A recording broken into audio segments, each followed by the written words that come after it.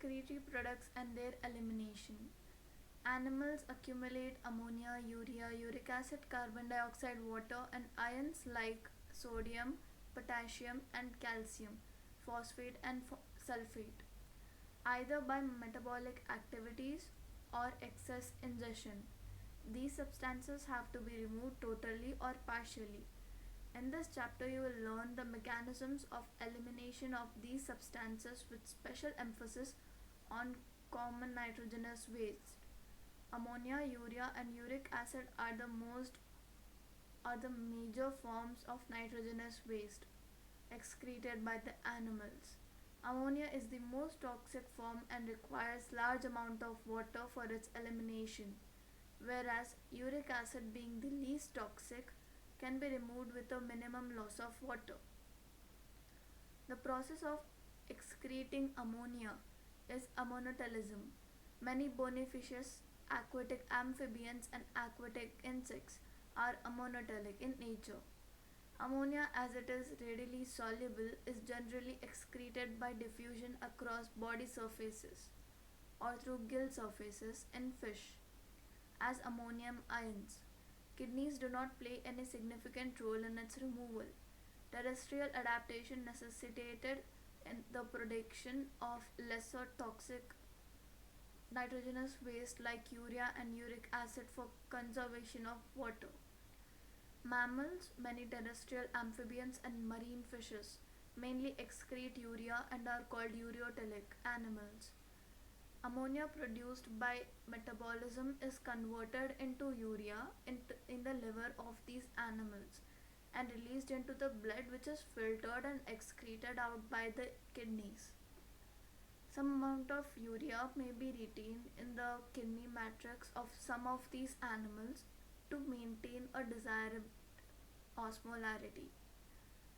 Reptiles, birds, land snails, and insects excrete nitrogenous waste as uric acid in the form of pellet or paste with a minimum loss of water and are called uricotelic animals.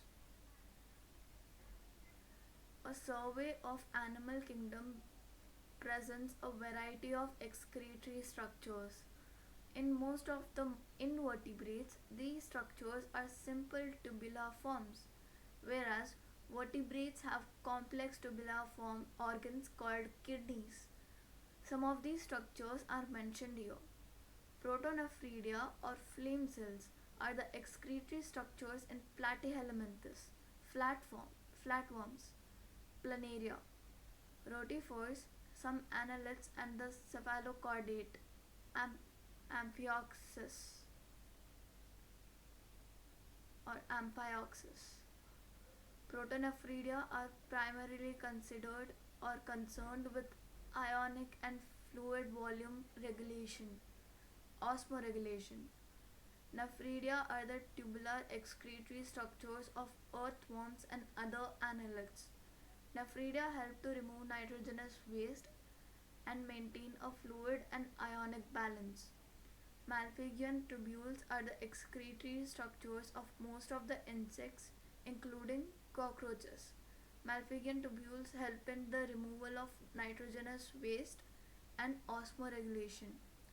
Antennal glands or green glands perform the excretory function in crustaceans like prawns. Human excretory system.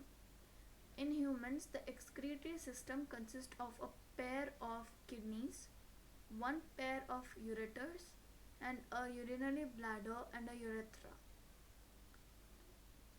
This is kidney, and this is ureter, urinary bladder, and urethra. Kidneys are reddish brown, bean shaped structures situated between the levels of last thoracic and third lumbar vertebra, close to the dorsal inner wall of the abdominal cavity.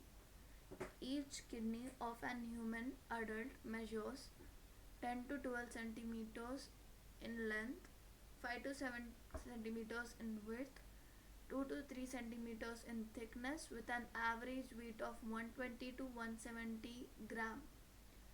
Towards the center of the inner concave surface of the kidney is a notch called hilum, through which ureter, blood vessels, and nerves enter. Inner to the hilum is a broad funnel shaped space called the renal pelvis, with projections called calyces. The outer layer of kidney is a tough capsule. Inside the kidney, there are two zones, outer cortex and inner medulla. The medulla is divided into a few conical masses called medullary pyramids, projecting into the calyx or calyxes. The cortex extends in between the medullary pyramids as renal columns, called columns of Bertini.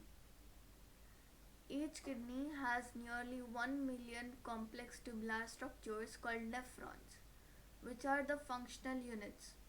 Each nephron has two parts, the glomerulus and renal tubule.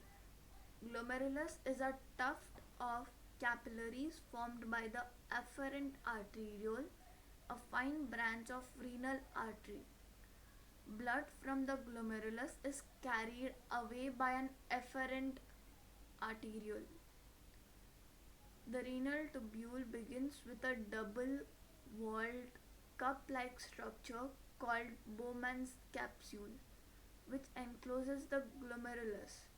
Glomerulus, along with Bowman's capsule, is called the Malpighian body or renal corpuscle. The tubule continues further to form a highly coiled network, proximal convoluted tubule (PCT). A hairpin shaped Henle's loop is the next part of the tubule, which has the descending and an ascending limb. The ascending limb continues another highly coiled tubular region called distal convoluted tubule. The DCTs of many nephrons open into a straight tube called collecting duct, many of which converge and open into renal pelvis through the medullary pyramids in the calyces. The Malpighian corpuscle (PCT) and DCT of the nephron are situated in the cortical region of the kidney, whereas loop of Henle dips is into the medulla. In majority of nephrons, the loop of Henle is too short and extends only very little into the medulla.